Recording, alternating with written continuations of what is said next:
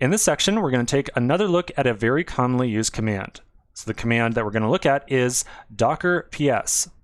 This command will list all the different running containers that are currently on your machine. Let's try running it right now and just seeing what happens. I'll flip on over to my terminal and I'll run docker ps. When I run this command, you're going to see some headers for a table. At present, we have no containers running our machine, so we have no entries inside this table. At this point, we've only been running images or creating containers that run very quickly and then immediately close down. So for example, when we were running docker run busybox and echo hi there, that container starts up and then almost immediately exits us back to the command line. So if we want docker ps to be meaningful at all, we have to have some container that is running for some longer amount of time.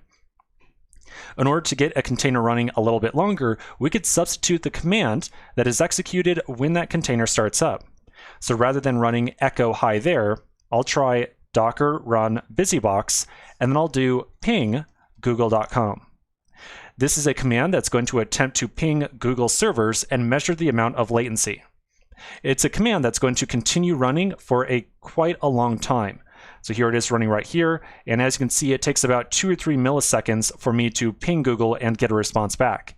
This command is going to continue running, so we can now run docker ps in a second window, and we should see this container up here in the listing. I'm going to open up a second terminal window, and then I'll execute docker ps. And when I do so, I'll then see that running container. I'm going to get this on one line really quickly. There we go. So this is a print up for the container that is currently running that was issued the command of ping google.com. We also see the container's ID, which we can use for a lot of other operations that we'll look into later on. We'll see the image that was used for the container. We can see how long ago it was created. We get a status. Currently, it's been up for 24 seconds. We'll see a listing of any ports that have been opened for outside access, and we're going to talk a lot about ports later on inside this course. And at the very end, we'll also see a randomly generated name to identify this container. In my case, the randomly generated name was Epic Corey. If I now flip back over to that running ping process, I can press Control-C on my keyboard to stop it. So I'll press Control-C right now, and I get kicked back to my command line. As you might expect, if I then run docker ps a second time, I would not see that container anymore. So docker ps specifically shows running containers. We can modify the docker ps command just a little bit to show all containers that have ever been created on our machine.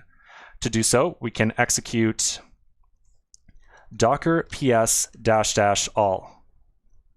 Oh, just 2 dashes, there we go.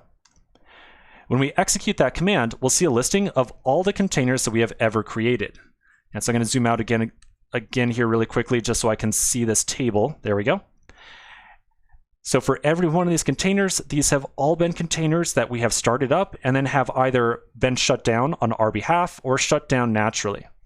So for each one of them, we'll see the container ID, image, command, when it was created, its current status, in this case they're all exited, any ports that have been opened up, again we'll talk about those later, and the randomly generated name for each one. So in practice, we're going to end up using the docker ps command quite a bit to see what containers are currently running on our machine. One of the most common uses of docker ps is not only to see what's running, but also to get the ID of a running container. Because like I said, we very frequently want to issue commands on a very specific container, and for that we need its ID. All right, so that's the docker ps command. Let's take a quick pause right here and continue in the next section.